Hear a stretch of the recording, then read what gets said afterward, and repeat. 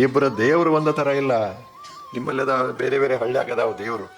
ಏನು ಒಂದು ದೇವರಿಗೆ ಏನು ಹಿಡಿಸ್ತದ, ಒಳ್ಳೆ ಹುಗ್ಗಿ ಹೋಳಿಗೆ ಹಿಡಿಸ್ತದ.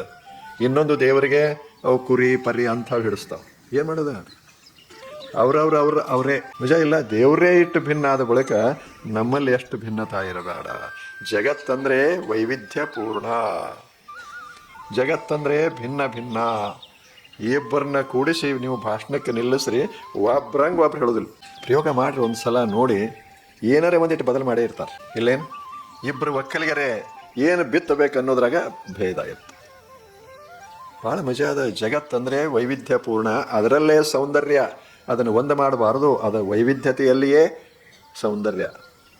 There is a beauty in variety.